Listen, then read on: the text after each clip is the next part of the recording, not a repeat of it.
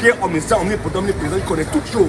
Avant de me donner la vie éternelle, il sait qu'il va pécher, il a tout compté, il me donne la vie éternelle. Papa me demande que donne-moi.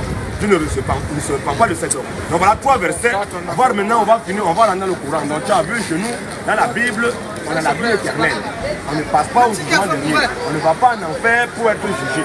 Donc tu as vu, non, maintenant, on va maintenant dans le Coran. On va voir ce que le Coran va nous dire. Concernant le Coran, qu'est-ce que le Coran dit?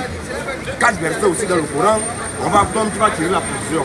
Tu vas voir qui mène en enfer, qui mène au paradis. Tu vas choisir, c'est à toi de voir. Attends, j'ai fini. Je laisse terminer, tu vas me donner la parole. Non, mais je vais te donner, t'inquiète. Donc, on va commencer d'abord par notre Sourate 9-18. Sourate 9-18. Sourate 9-18. Donc, c'est la Sourate, ce qu'on va lire là, les musulmans là, que Allah parle ici dans le Coran, c'est ceux qui pratiquent tout ce que le Coran dit. Ils respectent, c'est les califes, les savants. Ils font tout ce que Allah dit dans le Coran, on va voir leur sort. Parce que si on pense qu'ils font tout ce que le Coran dit, si on regarde leur sort et que leur sort est garanti, ou bien leur sort n'est pas garanti, on va voir maintenant ceux qui ne font rien. Parce qu'il y a ceux qui pratiquent, il y a les musulmans qui pratiquent. Ils font tout ce que Allah dit dans le Coran, ils pratiquent les 5 prières chaque jour, ils font ça. Et d'autres qui ne font rien. Voilà. La majorité, ceux qui font... Enseigne-les, frères, enseigne-les. Ils pratiquent même l'islam. Oui. Quand on parle de l'islam, ils ne sont pas fâchés. Hein. Voilà. Ils sont tranquilles parce qu'ils travaillent dans les textes qu'ils doivent faire ça. Ils doivent faire les bonnes œuvres pour avoir des bonnes... Pour aller au paradis, pour parler de bon. Mais les ceux qui ne font rien, qui ne connaissent rien du Coran, des chiens. Quand on est en train de parler, c'est eux qui vont avoir les tocards, ils ne connaissent rien du Coran. On fait le trouble. Comme des singes. Ils n'ont rien dans la tête. C'est ça que Allah a dit, c'est les musulmans, c'est les illettrés. Ils ne connaissent rien du livre. C'est ceux qui ne connaissent rien du livre qui sont... Donc quand quelqu'un ne connaît pas, il est tout caractérisé par la barbarie, la violence. Comme il n'a pas de connaissance, il faut qu'il complète son manque de connaissance. Vas-y, frère. Il faut qu'il tue les gens, il faut qu'il commette la mort, qui bagarre. Prêche la vérité, frère. Un musulman, quand il sait qu'il connaît, il pratique l'islam, on va le voir, quand on est en train de parler, il va voir, il va se passer. Ça sauvagerie là, tout ça. Ceux qui ne connaissent rien, c'est eux qui sont barbares. Donc, Surah 9-18, le Coran nous dit dans Surah 9, ayat 18, ne peupleront les mosquées d'Allah que ceux qui croient en Allah. Normal, il n'y a que les musulmans de ceux qui croient en Allah qui vont à la mosquée. Tu vas voir les petits musulmans qui parlent, ils ne vont jamais à la mosquée. Ils sont toujours là du matin. De 6h à 22h, ils sont en train de chercher l'argent. Ils ne vont jamais à la mosquée. Ils ne font jamais les 5 prières. Ils ne pratiquent rien. Ils ne font pas salat, ils ne font pas zakat. Et quand on parle de l'islam, ceux qui sont zélés, on ne connaissent rien. Des villageois comme ça. On parle de vrais musulmans. Allah dit, ne peupleront les mosquées d'Allah que ceux qui croient en Allah. Voilà. Et au jour dernier, non seulement ils croient en Allah, ils croient encore au jour dernier qui est la résurrection. Et au jour dernier, accomplissent la salat et acquittent la zakat. Donc, il accomplit les 5 prières quotidiennes. Il ne rate rien. Toutes les 5 prières quotidiennes, chaque jour, même s'il a sommeil à 4, 5, il se réveille. Enseigne les frères, enseigne-les. À 13h, 12h, il est debout. Va en profondeur, frère. Il est là, il fait les 5 prières quotidiennes. Non seulement il accomplit les 5 prières quotidiennes, il paye la zakat, le monde. Il enlève le 1/10 de son bien, de ses richesses pour payer pour distribuer aux pauvres. Il a fait, il dit, ne peuplons la mosquée d'Allah que ceux qui croient en Allah. Au jour dernier, accomplir la salat, acquitte la zakat. Tous ceux qui sont là, moi je vais filmer. Hein. Et ne craignent qu'à la pointe. Il dit quoi? Frère, vas-y, fais le il dit, ne peuplons la mosquée d'Allah que ceux qui croient en Allah. Oui. Et au jour dernier, accomplir la salat, acquitte la zakat et ne craignent qu'à la pointe. Il se peut. Une incertitude. Quand on dit il se peut, c'est sûr que c'est l'incertitude. C'est l'incertitude. Donc après avoir observé tout ce que Allah dit dans le Coran, Allah dit il se peut que cela soit du nombre de bien guidés.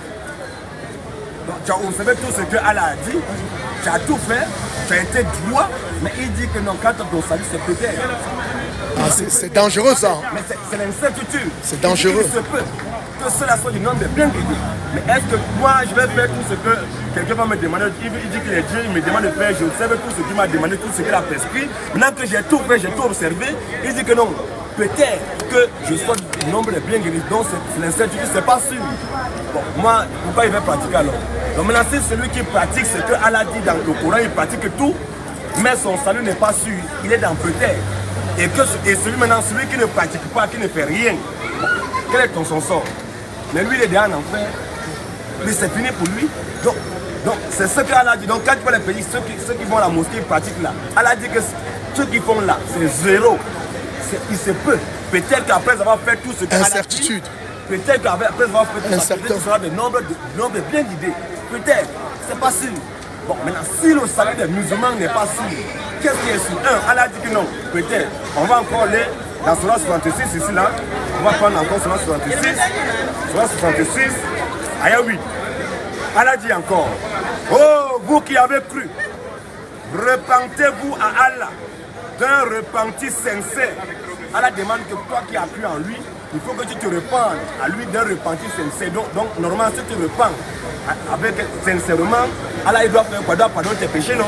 Normalement, si tu es sincère dans ton repenti, dans les normes, Allah doit pardonner tes péchés.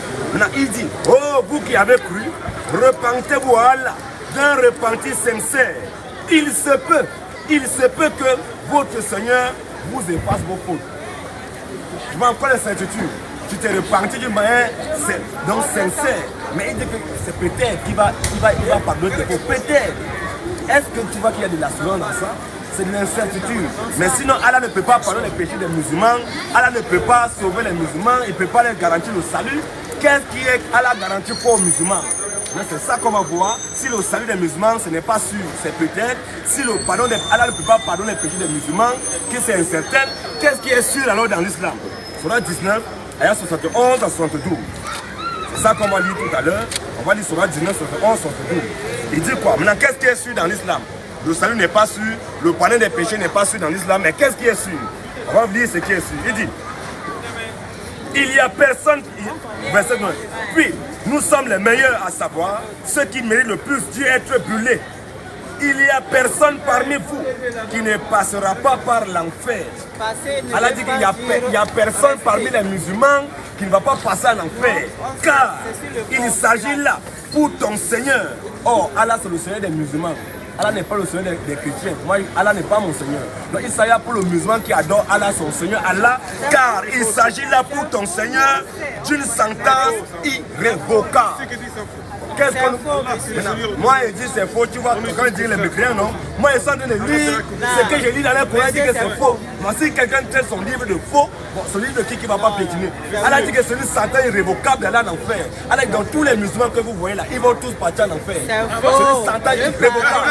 Je répète encore. C'est le contraire. Je répète encore. C'est le contraire. Je répète encore. Il y a peur. Tu vois le truc, non? Moi, non. C'est ça. Je vais le guider un peu. C'est un faux monsieur. Tous les chrétiens. Moi, je vais vous filmer. Moi, je vais vous filmer.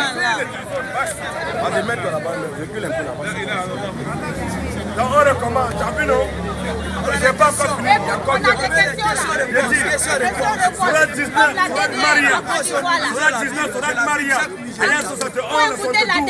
Elle a dit, il n'y a personne parmi vous qui ne passera pas par l'enfer.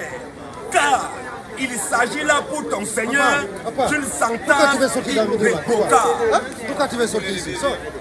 Donc c'est ton père, tu vas dire à ton père de sortir des réseaux. Donc c'est toi qui commandes ton père maintenant. Tu vois un monsieur, tu vois comment c'est là, non? Tu vois un monsieur qui est ton papa, tu peux dire que non, il faut sortir de là. Vous voyez, non? Mais est-ce que c'est comme ça que tu dois parler à ton père? Donc c'est lui qui va commander son père maintenant de sortir. Tu es musulman, pourquoi tu sors de la maison? Donc c'est lui qui va commander son père maintenant de quitter de là. On aura tout. Je répète encore, elle a dit qu'il n'y a personne par Regarde papa comme ça, regarde lui par qui là. ne passera pas par l'enfer.